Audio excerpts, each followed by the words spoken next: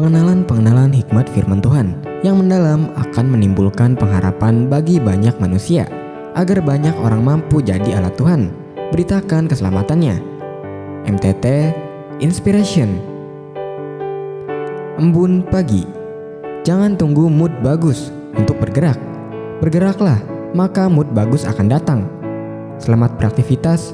Semoga kita selalu sehat, yang bersyukur dan proaktif. Amin, ya Mujibah Sailin. MTT Cover, Bayu Bukateja. Kepekaan akan suara Tuhan. Kisah Samuel muda ketika pertama kali mendapat panggilan Tuhan sangat menarik untuk diselami. Tuhan memanggil Samuel sampai 3 kali, tetapi Samuel tidak tahu bahwa yang memanggilnya adalah Tuhan. Allah, Abraham, Ishak, dan Yakub dikiranya Imam Eli. Hal ini terjadi karena Samuel belum mengenal suara Allah. Dia belum peka terhadap suara Allah. Dalam kehidupan kita sehari-hari, kadang kita juga kurang peka suara Tuhan. Ketidakpekaan manusia terhadap suara Tuhan disebabkan karena banyak hal. Yang pertama, karena manusia tidak bergaul erat dengan Tuhan, sehingga mereka tidak mengenal suara Tuhan. Samuel belum mengenal suara Allah, sehingga sebanyak 3 kali disangkanya suara yang memanggil adalah suara Imam Eli. Hal kedua, karena kesibukan manusia, sehingga kita tidak fokus terhadap apa yang Tuhan firmankan. Latihlah kepekaan mendengar suara Allah dengan cara terus bersekutu dengannya lewat doa, membaca firman-Nya, dan menenangkan diri untuk terus mendengar suara Allah, bukan suara diri kita sendiri. MTT Cover, Purwoto, Jakarta. Salam semut. Semua orang pasti pernah melihat semut. Uniknya, hampir tak ada semut yang berjalan sendirian. Umumnya, semut berjalan beriringan, lebih dari seekor. Hal unik lainnya adalah ketika bertemu atau berpapasan dengan rombongan semut lain. Mereka berhenti sejenak, seolah seperti bersalaman dan saling berucap.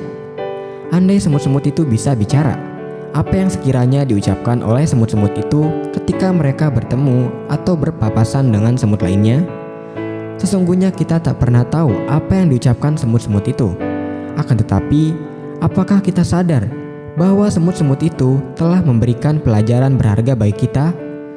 Lihatlah, saat berjumpa sesama, tak ada yang bertengkar atau berkelahi, tak ada yang saling caci maki, bahkan adu jotos.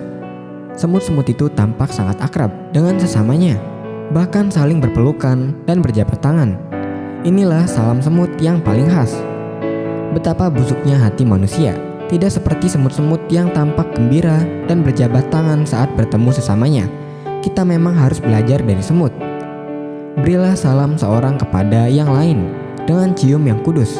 Salam dari semua orang kudus kepada kamu, dan persekutuan Roh Kudus menyertai kamu sekalian.